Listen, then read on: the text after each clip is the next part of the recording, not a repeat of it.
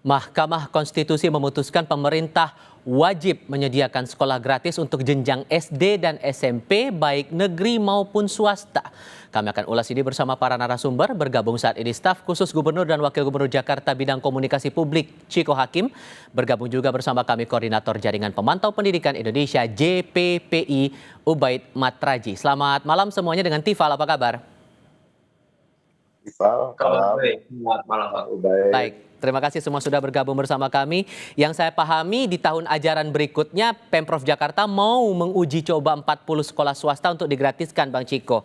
Tapi di sisi lain kan putusan MK belum lama ini mengamanatkan pemerintah gratiskan semua SD, SMP, negeri swasta tanpa kecuali. Kalau saya merujuk dari data Dapodik untuk tahun ajaran sebelumnya, SD 2000-an titik 900-an itu swasta. SMP 780 dari 1000-an titik itu swasta. Sanggupkah Pemprov DKI menggratiskan itu semua, Bang Chiko? Rasa-rasanya kalau dalam waktu sekejap tidak akan sanggup tentu. Saya rasa dan tidak akan ada daerah yang sanggup menggratiskan tiba-tiba seluruh sekolah swasta ya. Tapi kan kita juga harus menelaah lagi, mungkin Mas Ubaid nanti bisa menjelaskan lebih jauh lagi terkait dengan klaster-klaster sekolah swasta. Karena sekolah itu kan ada klasternya. Ada klaster 1, 2, 3, kemudian ada klaster 4, 5 yang kemudian termasuk dengan sekolah internasional atau interkultural lah sebutannya sekarang ini. Saya rasa agak kurang masuk akal kalau kita kemudian memasukkan international school misalnya, yang juga adalah sebuah sekolah, dan sekolah swasta, SD, SMP-nya harus digratiskan, artinya harus disubsidi oleh pemerintah pusat atau pemerintah daerah. Ini juga harus dikaji lebih jauh lagi, dipelajari, ditelaah lagi lebih jauh aturannya, apapun yang terkait dengan putusan MK. Tapi kami sungguh menyambut baik apa yang menjadi putusan MK tersebut, karena sebenarnya sejalan dengan rencana Pemprov DKI Jakarta yang memang ke depan akan mengupayakan untuk bisa bukan menggratiskan ya, karena sekolah itu sebenarnya nggak ada yang gratis. Sekolah itu kan semua ada berbayar, artinya ada guru yang dibayar, ada pembangunan yang dilakukan, artinya Pemprov DKI Jakarta menutupi biaya-biaya itu melalui subsidi pada sekolah-sekolah swasta. Tentunya ada persyaratannya. Ini adalah plan awal kami, rencana awal. Tentunya satu sekolah swasta yang memang berada di kawasan di mana sekolah negerinya tidak cukup terlalu banyak atau tidak bisa menampung siswa, dan di mana juga itu tadi ada klaster 1, 2, dan 3 di mana peserta didiknya mayoritas adalah masyarakat atau anak dari keluarga yang kurang.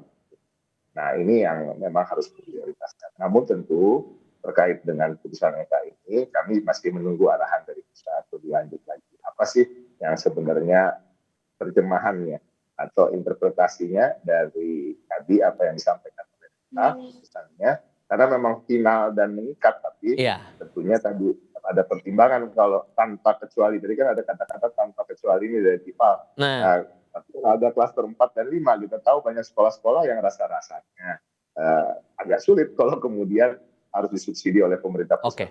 Tapi kalau melihat uji coba yang akan dilakukan pemerintah Jakarta untuk 40 sekolah swasta ini, selain tadi Anda sudah jelaskan juga kan untuk akses sekolah negerinya terbatas, tidak ada sekolah negeri di area itu, untuk siswanya gimana? Apakah ada identifikasi khusus untuk mereka yang layak mendapatkan program gratis ini?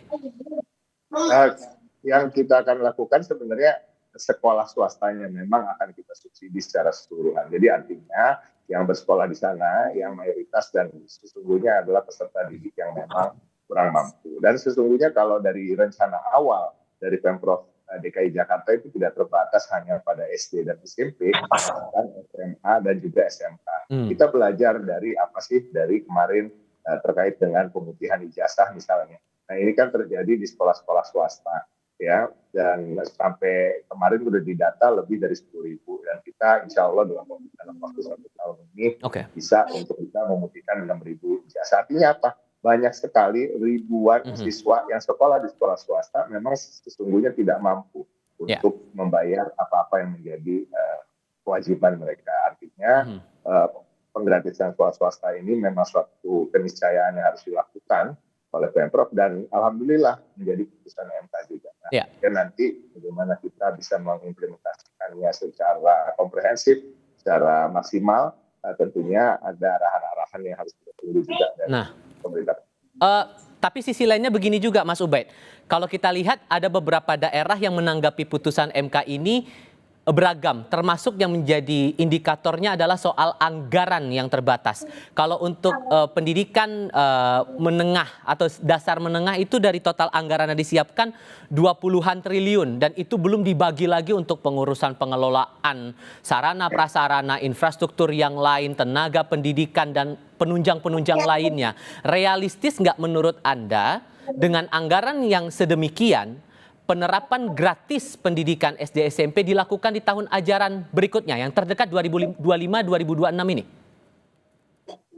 Iya, jadi waktu kami bersidang selama 1 tahun 2024, pertanyaan itu yang juga selalu diulang-ulang oleh hakim yang ingin mendengarkan keterangan dari para ahli. Dan ternyata dari ahli-ahli yang dihadirkan oleh hakim di Mahkamah Konstitusi itu mencoba untuk mengotak-atik sumber ya, baik dari APBN maupun APBD. Dan kesimpulannya sebenarnya adalah kemampuan sumber APBN dan APBD kita sebenarnya tidak hanya cukup, tapi lebih dari cukup gitu. Yang justru jadi temuan ketika di persidangan adalah ternyata yang membuat keraguan hakim dan juga membuat keraguan banyak pihak adalah ternyata anggaran pendidikan kita itu tidak punya fokus alokasinya kemana atau tidak punya prioritas, sehingga para ahli menemukan ternyata anggaran pendidikan ini dikelola oleh puluhan kementerian dan juga lembaga. Kami menemukan ada sekitar 24 kementerian dan lembaga yang mengelola dana pendidikan yang tahun lalu misalnya 665 triliun, tahun sekarang 724 triliun. Nah, untuk konteks Jakarta, kami juga setiap tahun berkoordinasi dengan Dinas Pendidikan Jakarta. Sebenarnya Jakarta ini menjadi contoh yang baik sebelum putusan MK itu sudah memulai ya bagaimana melibatkan swasta dalam konteks pembiayaan, sehingga peserta didik yang tidak diterima di negeri mereka bisa memilih juga sekolah swasta. Tetapi Pak Ciko, yang ingin kami sampaikan adalah kenapa angkanya itu muncul 40 gitu. Jadi sebenarnya tiga pemohon ya, selain dari JPPI, tiga pemohon itu adalah masyarakat Jakarta yang tahun kemarin di tahun 2023 sebelum kami mendaftar ke MK, mereka itu adalah penerima PIP dan KJP plus gitu. Jadi mereka ini kelompok miskin di Jakarta. Jadi mereka ini daftar di Jakarta melalui jalur zonasi nggak lulus, jalur prestasi nggak lulus, sampai ke afirmasi juga nggak lulus, sampai ke PPDB bersama juga nggak lulus. Sehingga penting untuk mempertimbangkan misalnya 40 sekolah ini, apakah misalnya kalau kita punya prioritas, berapa jumlah masyarakat miskin yang ada di Jakarta ini, apakah bisa tertampung dari calon-calon murid dari kelompok program miskin itu. Secara singkatnya, sehingga ini menurut Anda logis tidak kalau dilakukan sekarang? Sangat logis ya, apalagi misalnya dalam konteks Pak Ciko dengan resource APBD Jakarta yang sangat besar. Misalnya kami pernah menghitung soal berapa misalnya di jenjang SMP Jakarta itu hanya mampu menampung 46%.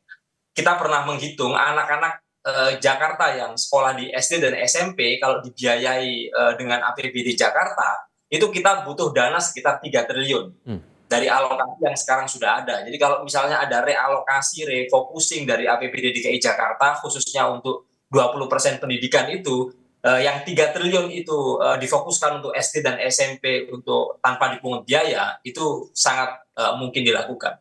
Oke. Singkat saja atau responnya, Bang Ciko?